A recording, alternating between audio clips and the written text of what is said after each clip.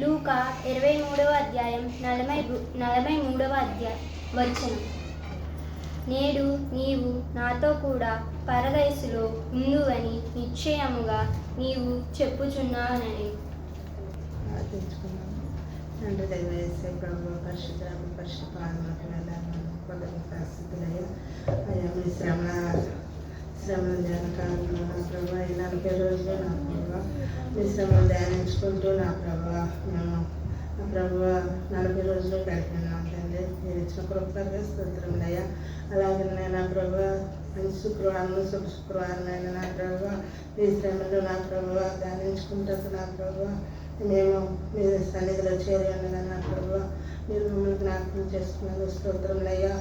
అయ్యా మొదటి మాటగా నా ప్రభా శిలువలో వేలాడి నా ప్రభా మా శ్రమలు మా కష్టం మా కొరకే నా ప్రభా మీ శ్రమలు పొంది ఉన్నారు నా ప్రభా. మీ రక్తం కారినంతగా నా ప్రభా శ్రమను అనుభవించి ఉన్నారు నా ప్రభా. మా పాపములు మా దోషముల కొరకే నా ప్రభా మా రక్షణ కొరకే నా ప్రభా మీరు నా శిలువలో వేలాడి నన్ను చెప్తున్నారయ్యా.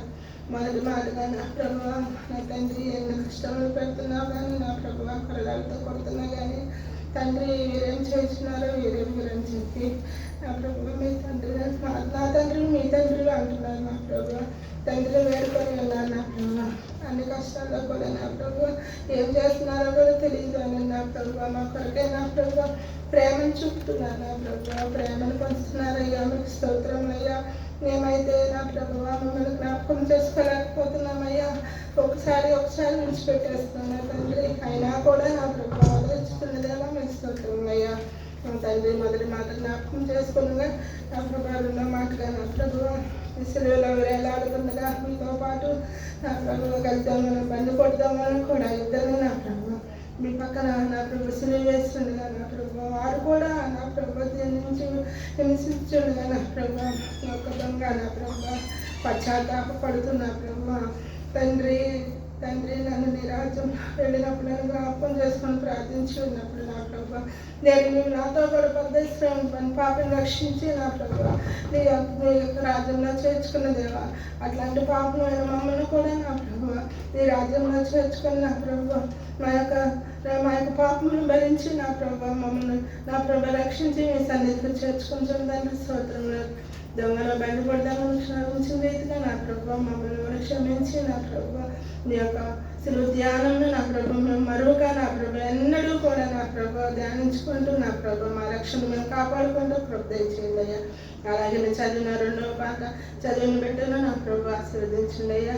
అలాగే నా ప్రభు రెండవ మాట నా ప్రభు ధ్యానించడానికి నా ప్రభు వచ్చిన సహోదరుని కూడా మీకు ఆశీర్వదించింది నా ప్రభు.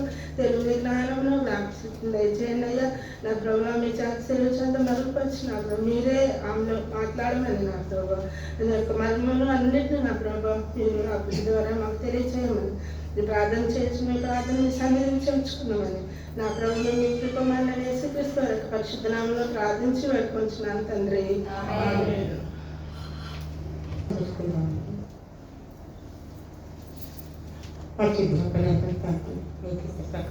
నాయన ఈ దేవాలయాన్ని ప్రభు కలిగినటువంటి రెండో మాటని నేను చెప్పుటకు నువ్వు అనుగ్రహించిన కృపకై అనేక వేలు సంవత్సరాలు తెలుస్తున్నాను నాయన. మాట్లాడటానికి అవకాశం ఇచ్చిన ఈ చేసి పాత్రని సదాకాలం కుటుంబ సభ్యుని సదాకాలం కలుసుకొని రక్షించమని వేడుకుంటున్న ప్రభు. ఈ మాట నేను మాట్లాడబోతుందిగా ప్రభు అయోగ్యురాన్ని నన్ను మరుపట్టి నువ్వు మాట్లాడుతుంది. కూడి వచ్చిన పెద్దలందరినీ బిడ్డలందరినీ కాపాడి సర్వదా నీ కృప ఎన్నికమై వారు జీవించినట్లుగా ఆశీర్వదించమని వేడుకుంటున్నట్టు ఆమె.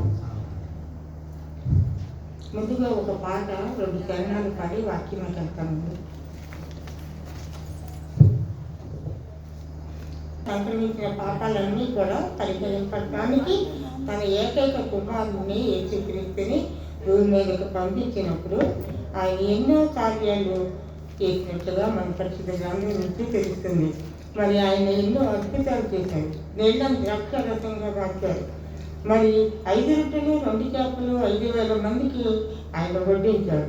తర్వాత ఇలా ఎన్నో అద్భుతాలు చేశారు ఆయన. మరి గుడ్డి వారికి దృష్టిని ఇచ్చారు ఆయన. 2 గుడ్డి వారికి చూపు పొందించారు. తర్వాత పుట్టి గుడ్డి వారికి దృష్టి ప్రసాదించాడు. అలాగే ఎన్నో స్వస్థతలు కూడా ఆయన చేశాడు. పేతురు అతను పట్టుకోగానే జ్వరం వదిలిపోయిందంట ఆ రోజు.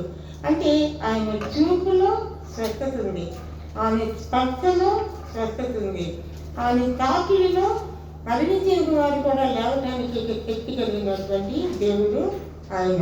మరి చెవుడు నత్తి గల వారిని కూడా ఆయన బాగు చేశాడు. ఇవన్నీ కూడా స్వస్థతలు.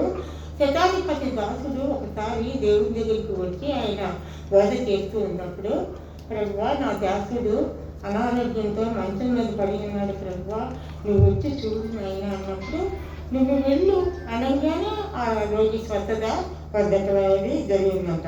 మరి 12 సంవత్సరాల నుంచి రక్తస్రావపు రోగిని మరి తాకగాను, ఆ రక్తస్రావ రోగిని ఆమె యేసుక్రీస్తు యొక్క వస్త్రాన్ని తాకగానే వెంటనే ఆ రోగంలో స్వస్థత పొందిందంట.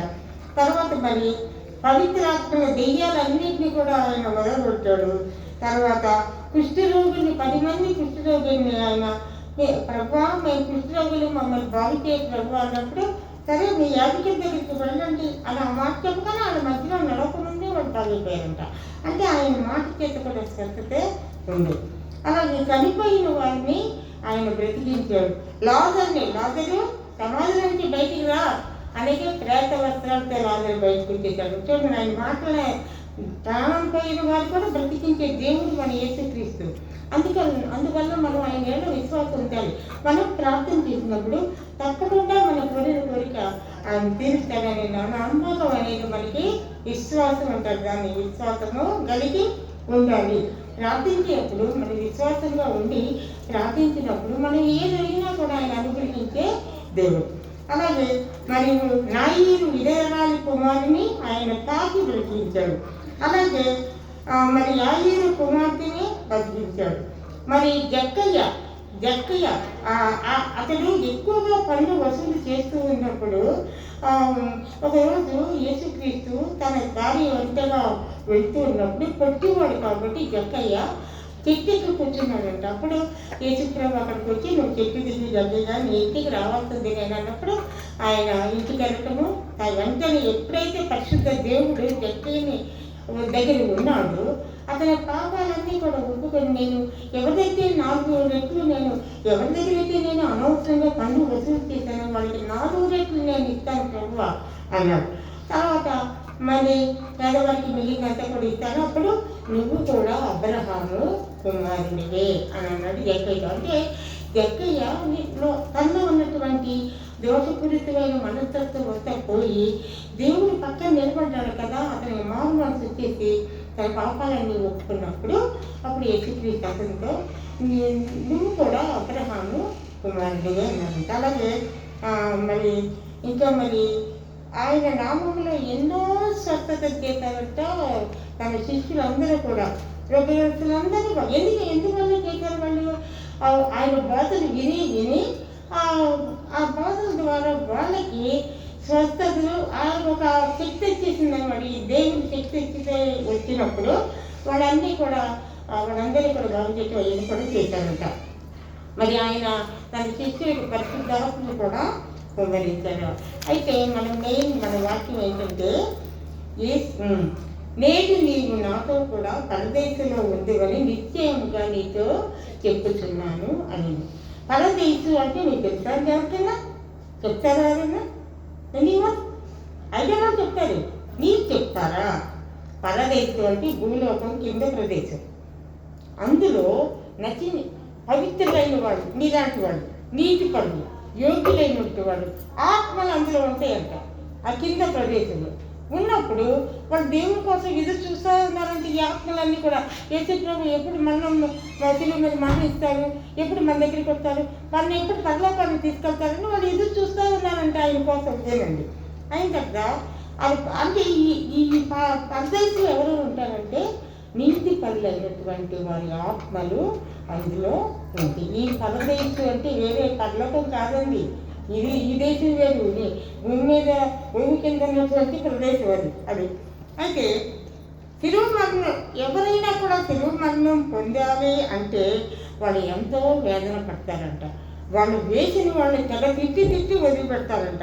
అయితే యేసుక్రీస్తు మాత్రం సిలువ వేసినప్పుడు ఆయన మౌనంగానే, ఎంతమంది దూషించినా, ఎంతమంది తిట్టి పదార్థ పట్ల కూడా ఆయన మాట్లాడలేదు కదండి, మౌనంగా ఉండిపోయాడు. ఎందుకంటే ఆయన యేసుక్రీస్తు తండ్రి ఆజ్ఞను నిర్వహించడానికి భూమి మీదకి వచ్చాడు. ఆయన ఈ శిక్షణ అంతా ఆయన భరించాలి. మనకి ఎందుకు యేసుక్రీస్తు ద్వారా మనకేం చేస్తుంది? ఏ శ్రమ కలిగినా కూడా తట్టుకొని నిలబడి ఆయన్ని ప్రార్థించినప్పుడు మనం పవిత్రం కాబట్టి మన ప్రార్థనలన్నీ కూడా ఆయన అదే శ్రమ గురించి చెప్తున్నాం. ఏ వేదన శోధన ఏది వచ్చినప్పటికీ కూడా మనం ఓర్చుకొని ఉండాలి. అది క్రీస్తు యొక్క లక్షణం అన్నమాట. అయితే వీళ్ళిద్దరూ పాపం సిలువ వేసిన ఇద్దరు గడ్డి దొంగలు పాపం అందరు తిట్టుకుంటా ఏదో చేసుకుంటూ ఉన్నారంట, పిచ్చి పట్టిన చేస్తున్నారంట.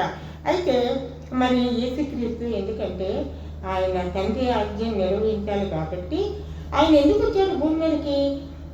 ప్రజలందరూ కూడా బాగుండాలి, అందరూ కూడా నిజ జీవాన్ని పొందాలి, అందరూ కూడా తండ్రితో తనకు తెగిపోయింది కదా. తండ్రికి ఎప్పుడైతే ఆదాము ద్వారా పాపం మనందరికీ సంక్రమించిందో దేవుడు తన చెయ్యిని వదిలిపెట్టేశాడు, మానవుల చేతిని. ఎందుకంటే పాపాన్ని ఆయన తాకడు. దేవుడు పవిత్రనే తాకుతాడు కానీ పాపం చేసిన వాడిని ఆయన తాకడు.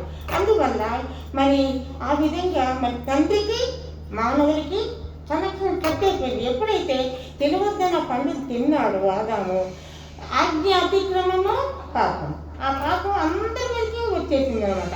అందువల్ల మరి యేసుక్రీస్తు భూమి మీదకి ఎందుకు వచ్చాడు? మానవులందరినీ కూడా పవిత్రుడిగా చేయటానికి, పరిశుద్ధుడిగా చేయటానికి, మరి పరిశుద్ధులైనా అప్పుడు చేయగలుగుతాడు ఆయన దేవుడు.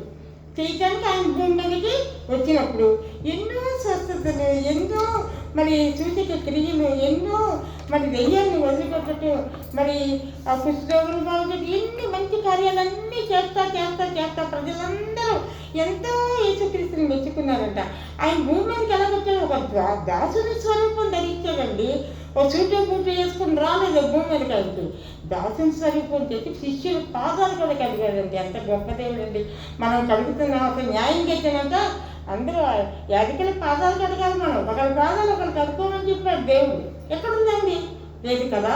అది ఆచరించినప్పుడే నిండైన దీవెనలు మనందరికీ కూడా వస్తాయి. శిష్యులు ఒకరి పాదాలు ఒకరు కడుక్కోవాలి, రూలు దేవుడిచ్చిన ఆజ్ఞ అది. అందువల్ల తన దాసుని స్వరూపం ధరించుకుని యేసుక్రీస్తు మరి ఎన్నో స్వస్థతలు, బాధల్లో ఉన్న వాళ్ళని దర్శించి ఆదరణ మాటలు చెప్పటము, మరి రోగులందరినీ కూడా దర్శించి మరి వాళ్ళని బాగు చేయటము, సైతాన్ని పట్టిన వాళ్ళందరూ కూడా విడుదల, ఇవన్నీ కూడా ఎంతో మంచి మేలు కార్యాలన్నీ ప్రజలకి చేస్తున్నాడు. కాబట్టి ఇక పరిసయ్యులు, సద్దుకయ్యులు, ప్రధాన యాజకులు, రోమా ప్రభుత్వ అధికారులందరూ కూడా కుట్ర పన్ని యేసుక్రీస్తు ఆ ప్రజలందరూ ఆయన వెళ్ళిపోతున్నారు. ఆయన ఎక్కడ కొండ మీద ప్రసంగం ఎన్ని చేస్తున్నప్పుడు ఆత్మ విషయమై దేవులైన వద్దని పరలోక రాజ్యం వారిది ఎన్ని ఉన్ని కూడా ఒకసారి చదవండి, ఒకసారి దయచేసి ప్రశాంత్గా చదవండి. మీరు చూడండి ఎంత మంచి మాటలు వచ్చాడండి భూమి మీదకి వచ్చి.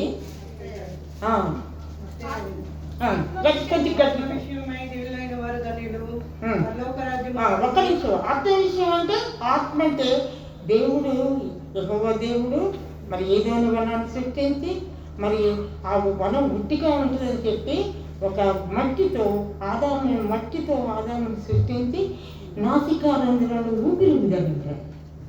ఆత్మ విషయమై, ఆత్మ అంటే ఊపిరి, ఆయనకి లోపల ఉండండి, ఆయన ఆజ్ఞలన్నీ అనుసరించండి అనే విధంగా ఆయన చెప్తున్నాడు. ఆత్మ విషయమై దేవుడైన వారి తండ్రులు పరలోక రాజ్యం. ఎవరైతే దేవాది దేవునికి లోపడి ఆయన ఆజ్ఞలను అనుసరిస్తూ ఆయన బోధలన్నీ అనుసరిస్తూ ఉన్నారో వాళ్ళు ఎవరంట? వారు ధన్యులు. అంటే ధన్యకరమైన, సంతోషకరమైన జీవితము వారిది. చెప్పండి. ఎవరైనా దుఃఖపడ్డారంటే దేవుడు చెప్తున్నాడు, నేనున్నా తండ్రిని, నేనున్నాను కదా, నాకు మనం చేసుకుని ప్రార్థన చెయ్యండి, నేను ఓదార్చబడేది నేనే కదా. దుఃఖపడేవారు ధన్యులు, వారు ఓదార్చబడే దేవుని చేత. చదవండి. సాత్వికులు అంటే ఇశ్రాయేలు జనాంగాన్ని మరి మోసే ఎన్ని కష్టాలు పడి కణానికి చేశాడండి.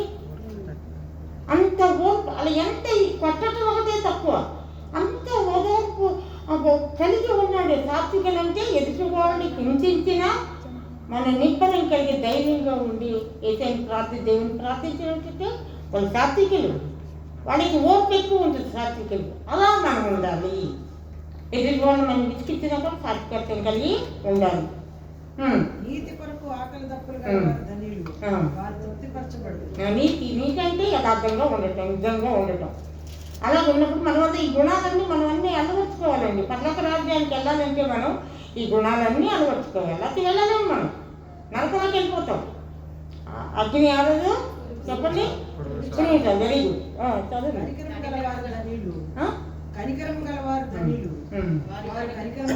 కనికరం అంటే ఎదుటి వాళ్ళు ఏదో జాలి పట్టరు. వాళ్ళు ఏదైనా పాపం ఏదైనా అనారోగ్యంతో కానీ లేకపోతే మానసిక వేదనతో కుమిలిపోతున్నప్పుడు 2 మాటలు చెప్పండి, కనికర పడండి వాళ్ళ మీద. వారు ధన్యులంటే దేవుని చేత దీవింపబడే వాళ్ళని అర్థం అన్నమాట. హృదయ శుద్ధి గలవారు ధన్యులు, వారు దేవుని చూచారు. హృదయ శుద్ధి అంటే మనము మన హృదయం ఎప్పుడు కూడా శుద్ధిగా ఉంటుంది. రాగం, కోపం, అసూయ, ద్వేషం, పగ ఇవన్నీ తప్పని ఉండకూడదు మనకి. ఎంతసేపు బైబిల్ ఎంత చదువుకుందామా, బైబిల్లో వాక్యాల నుంచి మనం ఎంత దైవ జ్ఞానం సంపాదిద్దామని ఉండాలి. కానీ మన ఆలోచన ఎంతసేపు వాళ్ళ మీద కబుర్లు, ఆ దొంగ కబుర్లు చెప్తే విలువ దొంగ కబుర్లు చెప్పకూడదండి. నోటి శుద్ధిగా ఉంచుకోమని చెప్పాను. నాలుక పదునైన కత్తి లాంటిది. ఆ నాలుకని దేవుని కోసం వినియోగించాలి, మంచి కోసం వినియోగించాలి. మరి నాలుక మాటలని అంట బంగారు పళ్ళలో పెట్టినటువంటి బండ్ల వలె ఉండాలంట. 4 మాటలు మనం దేవుడికి ఎక్కువగా మాట్లాడుతూ ఇష్టం లేదండి. ఎంత తక్కువగా మాట్లాడు అంతే ఎక్కువగా గుణాలు అని చెప్తున్నాడు దేవుడు. అయితే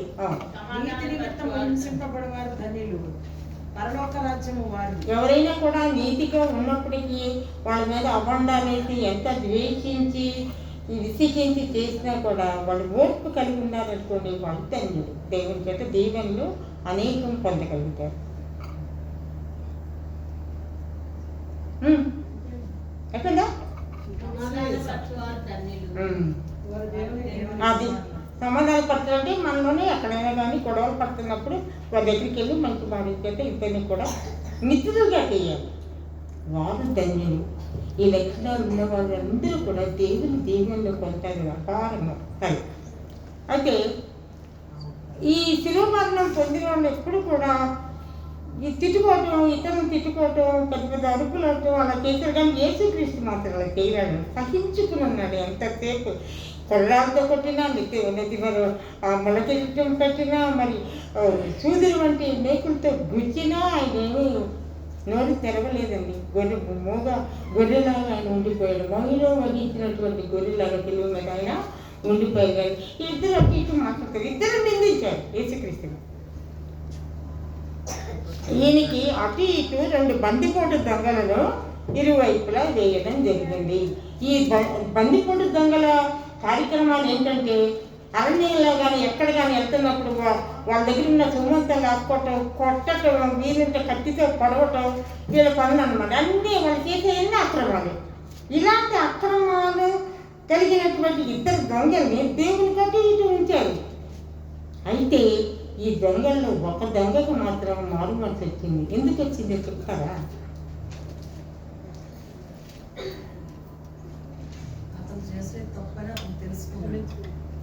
ఇంకేమైనా చెప్తారా మీరు? మధ్యలో మీరు కొంచెం అడగాలండి. అదే మీకు దగ్గర ఏమనుకో ముగించేస్తాను తొందరగా. చెప్తారా? చెప్పాలి. బయట క్షుణ్ణంగా చెప్తే ఎన్ని సమాధానాలు చెప్తున్నాను.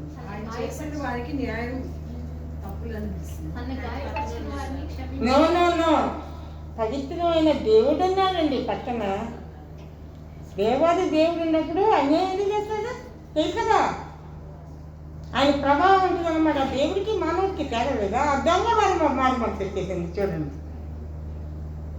ఇరువైపులా బందిపోటు దొంగల్ని అటు ఇటు ఆయనకి సులువుగా వేశారు. అయితే మొదట వేలాడదీయబడిన ఆ నేరస్తుల్లో ఒకడు ఆయనను దూషిస్తూ, నీవు క్రీస్తువు కదా, నిన్ను నీవు రక్షించగలము, మమ్మల్ని కూడా రక్షించమని చెప్పాడు. నువ్వు క్రీస్తు అంటే అర్థం ఏంటండి? రైట్. ఏసు అంటే రైట్. అది నువ్వు రక్షకుడికి ఏసుక్రీస్తు కదా, నువ్వు రక్షకుడు కదా, నిన్ను నువ్వు రక్షించుకోవు, తెలియదు మమ్మల్ని కూడా రక్షించు అని ఒక దొంగ అడిగాడంటాను. ఆయన ఏ నేరము కూడా ఆయన చేయలేదు. ఇది వాళ్ళు ఇద్దరు దొంగలు కూడా ఆయన దూషించారంట. అలాగే పరిసయ్యులు, సద్దూకయ్యులు, ప్రధాన యాజకులు, రోమా ప్రభుత్వం వారు అందరూ కూడా నిందించారంటే ఎలాగో ఒకసారి చూడండి. ఆ మార్గంలో వెళ్ళి చెందిన వారి దేవాలయంలో పడగొట్టి 3 దినములలో కట్టువాడా నిన్ను నీవే రక్షించుకొని అంటున్నారు మంది అందరూ. సిలువ వేతకు వచ్చిన వాళ్ళు వాళ్ళందరూ శత్రువు వేసేది. నీవు దేవుని కుమారుడివైతే సిలువ మీద నుండి దిగవయ్యా అని ఆయనను దూషించింది. ఇంకా అలాగే శాస్త్రులు, పెద్దలు, ప్రధాన యాజకులు కూడా ఆయన అపహసిస్తూ వీడు మరి ఇతరులను రక్షించాడు, తనను రక్షించలేకపోతున్నాడు కదా, ఇతడు దేవుని కుమారుడు కదా, నువ్వు దేవుని కుమారుడు కదా, ఆయనకి ఇష్టమైతే నువ్వు మరి నిన్ను ఈ శిక్ష నుంచి తప్పించదు కదా, ఆయనకి నువ్వు ఇష్టం లేకపోవడం వల్ల ఈ సిలువ ఎక్కాడని వీళ్ళందరూ కూడా ఆయన్ని దూషిస్తూ ఉన్నారంట. ఆయన సిలువ వేయబడిన బందిపోటు దొంగలు కూడా ఆయన్ని మహావిధంగా వేధించి శోధించి నిందలు వేశారంట. అయితే మరి శుభ శుక్రవారం అంటే ఎందుకంటారండి?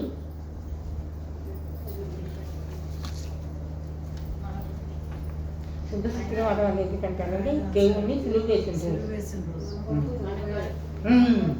Right right. ఇది దేనికి గుర్తు? యేసుక్రీస్తు ప్రేమకి, ఆయన కృపకి, ఆయన త్యాగానికి గుర్తు ఈ సిలువ వేయటం అనేది. ఆయన ఎంత సహించాడండి ఏసయ్య, ఒక్క మాట కూడా మాట్లాడి ఎవరిని. ఫస్ట్ ఆమె చెప్పింది కదా, ఫస్ట్ వాక్యం ఏంటంటే మాట, మీరేమి చేస్తున్నారు, మీరు ఎదురు కదా వీళ్ళని క్షమించమండి. ఎంత శ్రమాసరుతండి వీళ్ళు, నేను దేవుడిని అని తెలియదు కదా వీళ్ళకి, అందువల్ల ప్రభువా వీళ్ళు క్షమించి వదిలిపెట్టేమని అందరినీ ఆ సైనికుల్ని అందరినీ క్షమించమని చెప్తున్నాడు ఏసయ్య. ఇక్కడ ఏం నిర్ణయించారంటే మరి ఆనాటి పెద్దలు, అక్కడ ప్రభుత్వం ఏంటి, ఈయనకి తిరుగు వేసే రోజుల్లో రోమా ప్రభుత్వం చాలా ప్రజల్ని ఎంతగా హింసించాలంటే అంతగా హింసించారు రోమా ప్రభుత్వం. ఆ హింసల్లో ఈ సిలువ వేత ఒకటి. ఈ సిలువ వేత కేవలము యూదులకు మాత్రమే వేస్తారండి, మిగిలిన ఎవ్వరికి లేదు. యూదులు అంటే ఈ సిలువ వేత అనేది యేసుక్రీస్తుకి ముందు కూడా వేసేసారు, చాలామందిని యేసుక్రీస్తుకి వేశారు. అయితే మరి అందరి పాపాల నిమిత్తమై ఆయన సిలువ శిక్షకు గురైపోయాడు యేసుక్రీస్తు. మన దోషమును బట్టి ఆయన నలగగొట్టబడును, మనము పొందవలసిన శిక్షను ఆయన భరించెను, ఆయన పొందిన దెబ్బల చేత మనకి స్వస్థతలు కలుగుతున్నవి, ఆయన అన్యాయపు తీర్పుకు లోనైపోయాను. అన్యాయమే కదా, మరి ఆయన ఏ తప్పుదేమో చేయలేదు. ఆయన ఏం 2 శిక్షలు వేశారు ఆయనకి, చెప్తారా? కొద్దిగా నేను చెప్తాను. ఒకటేమో దేవాలయం పడగొట్టి 3 రోజులు కడతానన్నాడు. రెండోదేమో నేను దేవుని కుమారుణ్ణి.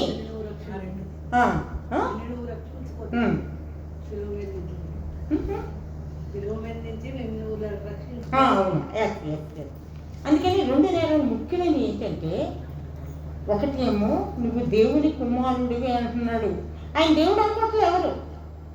అలాగే ఇంకోటి ఏమనుకున్నా, నువ్వు దేవుని కుమారుడు, దేవాలయం పడగట్టి చెప్పాలి కదమ్మా, దేవాలయం పడగట్టి పెట్టేస్తానమ్మా, నువ్వు ఎవడవయ్యా, ఒక మానవుడు అయ్యండి దేవుడు తెలట్లేదు ఎవరికి చెప్పొద్దని చెప్పాడు శిష్యులందరికీ. ఆయన ప్రత్యక్షతలో దేవుడు మొదటి ప్రత్యక్షత ఎవరికి చూపించాడండి?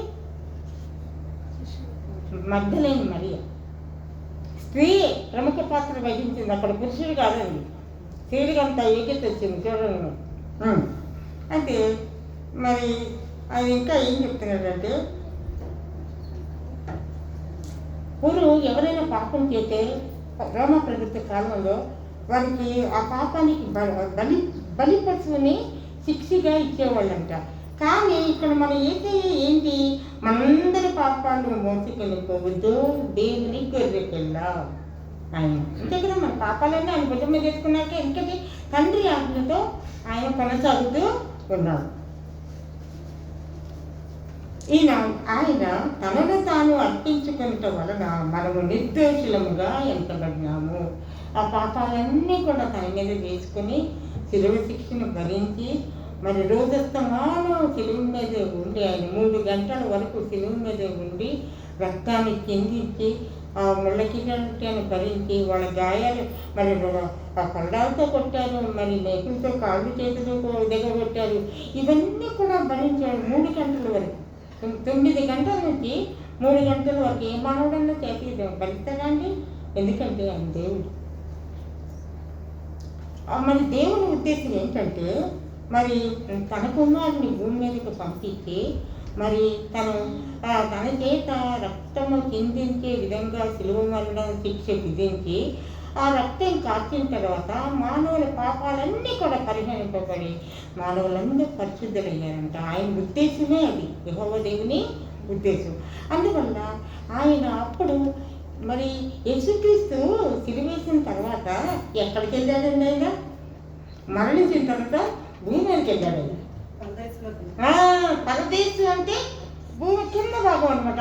అక్కడ ఎవరు ఉంటారు? పవిత్రులైన నీటి పనులైనటువంటి ఆత్మలన్నీ కూడా భూమి కింద ఉంటాయి. అయితే ఆయన ఒక్కడే ఉన్నాడా?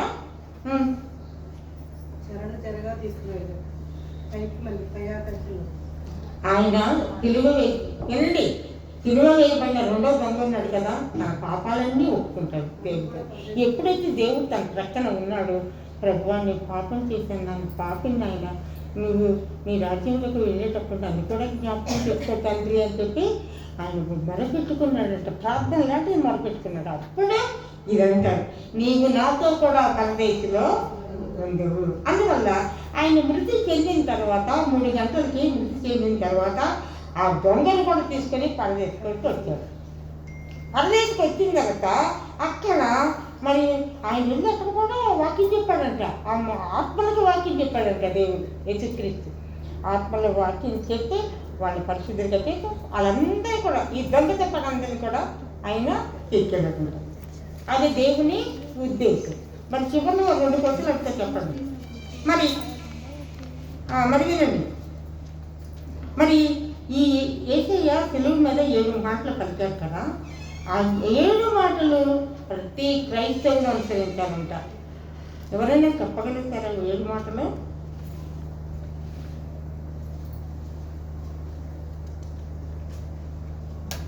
ప్రభువా మీరేం చేస్తున్నప్పుడు చదివి చెప్పండి. మొదటి మాట, తండ్రి మీరేం చేస్తున్నారో వీరెవరు కనుక క్షమించండి. Very good, right. నీవు నాతో కూడా పరదేశమై. మూడేను తల్లికి ఇదిగో నీ తల్లి, ఇదిగో నీ కుమారుడు. 4వది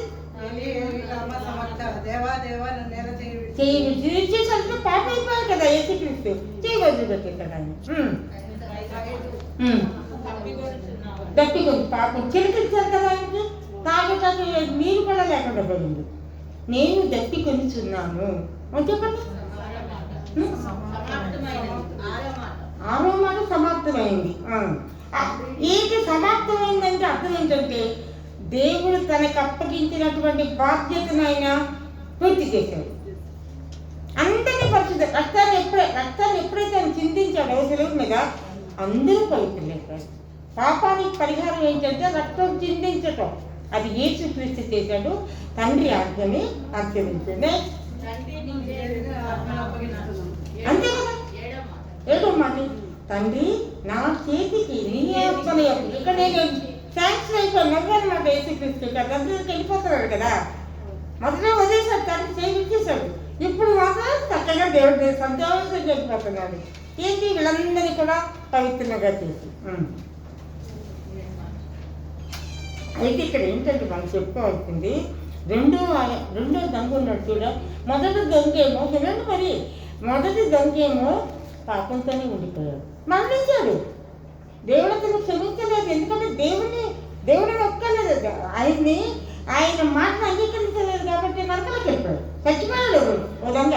2వ దొంగ మాత్రం ఎప్పుడైతే యేసుక్రీస్తు పక్కన తెలుగు పక్కన ఉన్నాడో దేవుడు కాబట్టి ఆ మారు మనసు పొంది, ప్రభువా నేను పాపిని ప్రభువా నా పాపాలు క్షమించిన ఆయన, నువ్వు ఎలాగో భూమి మీద రాజ్యాన్ని స్థాపిస్తావు కదా, ఆ రాజ్యాన్ని నన్ను కూడా చేసుకో ప్రభు అని ప్రార్థించినప్పుడు ఇప్పుడు మాట్లాడాలి. ఇప్పుడు ఏంటి ఆ మాట? 7వ మాట, తండ్రి నా చేతికి నీ ఆత్మని అప్పు. ఇక్కడ నేను శాంక్షన్ అయిపోయాను నవ్వానమాట. యేసుక్రీస్తు అందరికి వెళ్ళిపోతున్నాడు కదా, మొదట వదిలేసాడు, తండ్రి చేయించేశాడు. ఇప్పుడు మాత్రం చక్కగా దేవుడి సంతోషంగా వెళ్ళిపోతున్నాడు. ఏంటి వీళ్ళందరినీ కూడా పవిత్రంగా చేసి. నేను నీవు నాతో కూడా పరదేశంలో ఉంది. పరదేశం అంటే ఇక్కడ, కానీ పరదేశం కంటే కూడా ఇంకొక ప్రోగ్రెస్ ఇచ్చాడు ఆయన. ఇక్కడి నుంచి పరలోకాన్ని తీసుకెళ్ళిపోయాడు. అంత యోగ్యత రెండో విధంగా. ఎందుకంటే దేవుడు అంటే వినయము, విధేయత, భక్తి, విధానము అన్నీ ఉన్నాయి కాబట్టి ఈ రెండు దొరికి అతను క్షమాపణ అడిగాడు. ప్రభువా నన్ను క్షమించిన ఆయన, యోగ్యత లేనివాడిని ప్రభువా. అంటే ఎవరైనా కూడా, మనమైనా కూడా, నేనైనా కూడా, నేనేదో తప్పుగా ఏదైనా చేసే ప్రభువా నన్ను క్షమించిన ఆయన అంత క్షమించగలైనా, అంత క్షమించే బుద్ధి గల దేవుడు. అలాంటి గొప్ప దేవుణ్ణి మనము, అలాంటి గొప్పది కొంతమంది ఏంటంటే వాక్యం చెప్తున్నా కూడా విమర్శిస్తారంటే అదొక క్వాలిటీ వాడికి. వినారా? అలాంతా సైతాన్ని పురుషుడు అనమాట. అంతే కదా, వాక్యం అనేది పవిత్రం కదా. దేవుడి గురించి చెప్పే వాక్యం చెప్పేటప్పుడు మాట్లాడుకోవద్దండి. దేవుడు పైనుంచి ఎక్కడైతే నా నామం ఇద్దరు కూడి ఉండిదో అక్కడికి ఏ దేవుడు ఇక్కడ లేదనుకుంటున్నారా? మీ మధ్యన అదృశ్య దేవుడు అండి. మన దేవుడు కనిపించడు. యాజకులకి కనిపిస్తారు, అమ్మగారికి యాజకులు మన యాజకుడికారు. కాబట్టి మనం ఏంటంటే మనం ఏదైతే నిత్యము కూడా మనము వాక్యం చదవాలి. మంచిది ఎలా తాగుతామండి మనం? వాక్యం కూడా వాక్యపు దాహం అనమాట. వాక్యాన్ని అది ఎందుకు వాక్యం ఉండదు? వాక్యము దేవుడు ఎందుకు ఉండదు? ఆ వాక్యమే దేవుడై ఉండదు. కాబట్టి మనం నిత్యము సమయం దొరికినప్పుడు ఎవ్వరు కూడా మీరు అదృష్టం నేను చెప్పే మాటలు, అయ్యగారు చెప్పిన మాటలు, ఇప్పుడు బౌద్ధగారు చెప్పిన మాటలు మనం ఫాలో అయిపోవాలి. అంతేకా ఫాలో అవుతా మాత్రం సైతం లాక్కి వెళ్ళిపోతాయి. అగ్ని అరదు పెరుగుతావు, అక్కడికి వెళ్ళిపోతారు అనమాట. అందువల్ల మనం ఎప్పుడు కూడా దేవుని వాక్యాన్ని శ్రద్ధతో చదవాలి. ఆయనకి విధేయత కలిగి ఉండడం. ఆయన ఎన్ని ఆజ్ఞలు చెప్పారండి? నిర్గమ 20 అధ్యాయం చదవడం ఎన్ని ఆజ్ఞలు చెప్పారండి? అదే ఒక 2 నిమిషాలు 5 నిమిషాలు ముగించేస్తాను. తగతగా చదివేయాలమ్మా. ఆజ్ఞలు అనుసరించాలి. ఆత్మ ఫలాలతో హత్య చేయకూడదు, వ్యభిచరింపకూడదు, దొంగిలకూడదు, నీ పొరుగు వాని మీద అబద్ధ సాక్ష్యము పలకకూడదు. ఈ అనుసరించాలి మీరు అన్ని. నీ పొరుగు వాని ఇల్లు ఆశింపకూడదు. నీ పొరుగు వాని భార్య అయినను, అతని దాసునైనను, అతని దాసీనైనను, అతని ఎద్దునైనను, అతని గాడిదనైనను, నీ పొరుగు వాని దగ్గర దేనినైనను ఆశింపకూడదు అని చెప్పాను. ఇప్పుడు చెప్పిన ఎన్ని ఆజ్ఞలు అనుసరించాలి. నో అనట్లేదు, ఏ ఒక్కటి వదిలిపెట్టట్లేదు, అన్నీ అనుసరించాలి. ఆత్మ ఫలాలు 9 నిత్యము మనం అనుసరించాలి. గలతీ 5:22 చదవండమ్మా. గలతీ 5:22 నిత్యము కూడా ఆత్మ ఫలాలు మనము నేను కానీ ఎవరైనా కూడా అనుసరించాలి. దేవుని దీవెనలు పొందాలంటే, మనకి రక్షణ కావాలంటే, తండ్రి నుంచి అనేక దీవెనలు మనం పొందాలంటే ఆత్మఫలం ఏమనగా వినండి చదవరా? ప్రేమ, ఒక్కొక్క నిమిషం అట్టే క్లోజ్ చేసేస్తాం. ప్రేమ ఎదుటి వాళ్ళు ఎలా సోదర భావం కలిగి ఎదుటి వాళ్ళ కష్టాల నుంచి ఒక మంచి మాట లేకపోతే ఇవ్వటము అలాంటివి ప్రేమ కలిగి. దేవుడి ప్రేమ స్వరూపు కదండి, ప్రేమ స్వరూపు. కాబట్టి మనందరినీ కూడా ఆదాము ద్వారా సంక్రమించిన పాపాలన్నీ కూడా సిలువల మీద రక్తం చెందించి ఆయన పరిశుద్ధిగా చేసేసారు మనందరినీ. అందువల్ల మనము ప్రేమ కలిగి ఎదుటి వాళ్ళు విరోధం వద్దండి, ఖర్చు వద్దు. ఇష్టం అయితే మాట్లాడటం మానేయాలి. అంటే నేను దుర్భాషను మాత్రం మాట్లాడుకోవద్దు. ఓకే, సంతోషం ఎప్పుడు బైబిల్ తెస్తుంటే నిజంగా బైబిల్ తెస్తుంటే మనకి ఎప్పుడూ హ్యాపీగా ఉంటాం. సమాధానం అంటే మనం ఎప్పటితో గొడవలు లేకుండా సమాధానంగా దీర్ఘశాంతం కలిగి. అంటే ఏమి చూడండి, ఎన్ని కష్టాల్లో ఉన్నా కూడా నా దేవుడు ఇచ్చాడు, నా దేవుడు తీసుకెళ్ళిపోయాడు అనే విధంగా ఆయన ఉన్నాడు. అంతా అయిపోయింది. దయ్యాలు ఎదుటి వాళ్ళు దయ చూసి చేతగా వాళ్ళు ఉంటారు కదండి, ఏదో కొంచెం ఆనందంతో వెయ్యాలంటే దయ చూపించి మంచి మాటలతో దయ చూపించాడు. ఓకే, మంచితనం అంటే సమరీయుడు చూడండి, మంచి సమరీయుడు అక్కడ అరణ్యంలో పడిపోయినప్పుడు అతని దగ్గరికి వెళ్ళి అతని కాయలు తెచ్చి తన వాహనం దిగి ఆయుధంటే తనే అంతా రక్షించాడు. మంచితనం అంటే ఎదుటి వాళ్ళకి మనం ఆపదలో ఉన్నప్పుడు సహాయం చేయాలి. విశ్వాసం అంటే దేవుడే, యెహోవా దేవుడే మా దేవుడు, యేసుక్రీస్తే మా దేవుడు. ఆయన ఆజ్ఞలు మేము అన్నీ అనుసరిస్తాం, ఆయన బోధలన్నీ కూడా మేము అనుసరిస్తాం అనగా ఉండటం అనేది విశ్వాసం. సాత్వికం అంటే మన కోరికలన్నీ కూడా నశింప చేసుకోవటం. నేను ఇక్కడ పూరి గుడిసెలో ఉన్నట్టు పైన పెద్ద అంతస్తు ఉందనుకో, అది కోరుకోకూడదు. దేవుడు ఇచ్చిందంటే సంతృప్తి పడాలి. అది అతనికి అన్నట్టు సాత్వికం అంటే ఏంటంటే ఓర్పు కలిగి ఉండటమే. మరి ఇశ్రాయేలు జనాంగం ఎంత హింసలు పెట్టినప్పటికీ మోసే ఎంత సహించాడండి. అలా చిన్న ప్రార్థన చేసి పరిస్థితుల ప్రయాణండి నాయన నీ చిత్త ప్రకారం నేను వాక్యం తీసుకుంటున్న ప్రకారం నాయన ఈ విన్నవారి బిడ్డలందరినీ కూడా నాయన నువ్వు సదాకాలం కాచి కాపాడు రక్షించి నువ్వు తండ్రివే వారిని పరిపాలించి నాయన నీ రెండో అక్కడ సమీపంగా ఉంది దేవా. నీవు చెప్పిన ఆజ్ఞలన్నీ కూడా నువ్వు చెప్పినటువంటి ఓదాన్ని కావాల్సినంతా నేను గ్రహించి ప్రభు ఈ పరిశుద్ధ గ్రంథాన్ని నీ చెప్పిన చదువుతూ నీ నుండి అనేక మేలు పొందుతున్నాయన నీ బోధలన్నింటినీ మేము అనుసరించే విధంగా మా ఇళ్ళని నీకు విప్పటించుకొని కూడి వచ్చిన బిడ్డలందరినీ అయ్యారిని అమ్మగారి వారి బిడ్డలని ప్రభావ మమ్మల్ని అందరినీ సదాకాలం కాచి కాపాడు రక్షించిన ఆయన మా మాటలు క్రియలు నువ్వు మెచ్చుకునే విధంగా నిన్ను మహింపరిచే విధంగా ఉండినట్లుగా మమ్మల్ని ఆశీర్వదించమని ప్రభావ నీ పాదాలు పెట్టి వేడుకుంటున్నాము. పరమతండ్రి ఆమె అవకాశం ఇచ్చిన మరి అయ్యగారికి అమ్మగారికి నేను ఎంతో కృతజ్ఞతలు చెల్లిస్తున్నాను. మళ్ళీ అవకాశం ఉంటే ఇంకోసారి వచ్చే విధంగా నన్ను ఆశీర్వదించమని మా ప్రభువైన యేసుక్రీస్తు వారు వేడుకుంటున్నాము. పరమతండ్రి ఆమె ప్రైజ్ ది లార్డ్.